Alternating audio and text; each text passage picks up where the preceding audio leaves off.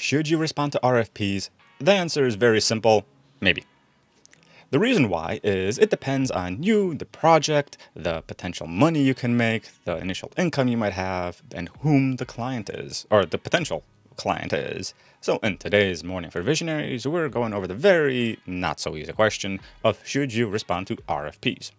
And there are conflicting viewpoints on this. I've had consultants tell me that no, you should never respond to RFPs, go straight to the source and make a deal with that person, people, company directly. Don't worry about the RFP, just shortcut it all the way. The other viewpoint is, yeah, why not do an RFP? Usually they're pretty simple. You can just type it up, answer the questions, and off you go and forget about it until they respond or don't respond. And those are two very different viewpoints and on very different ends of not even the same coin, really, honestly. So the answer is really it depends. First and foremost, do you want to do RFPs? They are really boring, honestly. Versus a regular proposal, RFPs really are just answer the questions, make sure to answer them in a corporate type way, present it in a very corporate type fashion. They're very boring. And they do honestly take a while. Depending on what they're asking to, sometimes it could be a 10-page plus answer because you need to write out who you are, your references, show off. It's it's more or less like doing a job interview, but as a company, and it's even more intensive depending on what you're doing. Heaven forbid you're doing a government RFP, then they get even more intensive. You're going to need a lot more documents and a lot more resources to bid on these things because that is what an RFP more or less is. Unless you are already pre-selected for the RFP, then you are essentially bidding on this project, which does honestly kind of suck. And you will really have to have an in some way, shape, or form in order to win this RFP, which brings me to the point of time.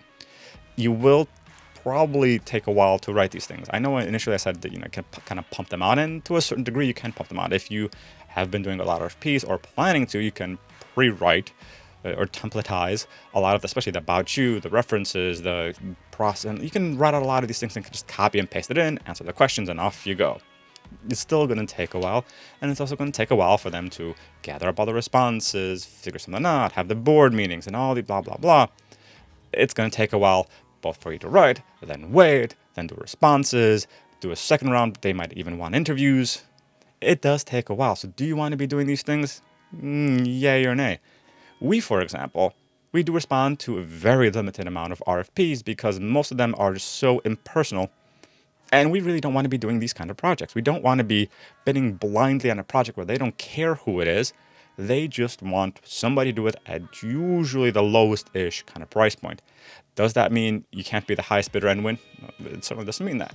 But usually, in our experience so far, RFPs usually select something more in the middle or the lower-ish end on the pricing because they're bidding against each other. You're essentially a commodity, and I don't like that. Personally, I don't want to play that game. The ones we do is where we do have some in or some kind of foothold to not kind of go around the whole process. We still do the process, but we really have an in, or if we're like the number one choice already and we know it, then we'll do an RFP because we love that personal connection. Which brings me to another reason why I personally don't like RFPs is there is very little personal connection. You could have a very good connection and they still won't pick you because RFPs are usually picked by a board and they'll pick whoever they want, and which might not be you.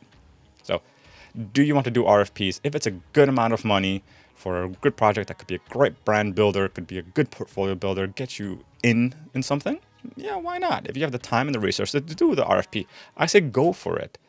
Do you have to do what some consultants say and forget the RFP, go straight to the source? That might not work. They really might just say, no. Yeah, great. Thanks for talking to me. I'll answer your questions, but do the RFP. And you might not have a chance to go around. Could you? If you're a really good salesperson, yeah, go try it. They might say, hey, thanks for playing, but go to the RFP anyway. Or they might say, yeah, you make a good point. Let's go do the sale. They might. I don't know. Because we don't play the RFP game, I almost always try to avoid RFPs. I don't try to go around them. I just try to avoid them, if that makes sense. And then the last part is really just the money. Is it going to make financial sense for you for the cost of this project and everything they're doing? Because you're still probably going to have to do the discovery phase.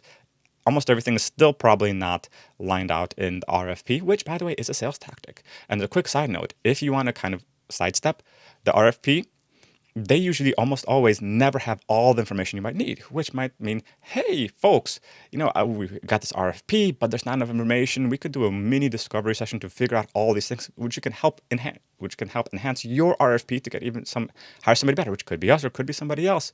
So sell them on that teeny tiny project to help improve that scope of document work and really refine that, which then will also help you sell later on. But at a minimum, it'll help you get a small project and a foot in the door. So that's it for today's Morning for Visionaries. Do we do RFPs? Do we recommend them? Maybe. Depends on the money, depends on the connections, and depends on the project. It's really up to you. I know this video really doesn't give you a concrete answer, but that's the reality of these things. Do you want to do them? It's going to take you a while. If the money's good, yeah, why not? But the RFP in and of itself is kind of boring. So it depends on you, depending on what you want to do, and if the money's good. So that's it for today. If you have any questions about RFPs, or if you've done RFPs, I know some of you love RFPs, but let me know in the comments. I'd love to know what you guys think about them. See you next time. Bye.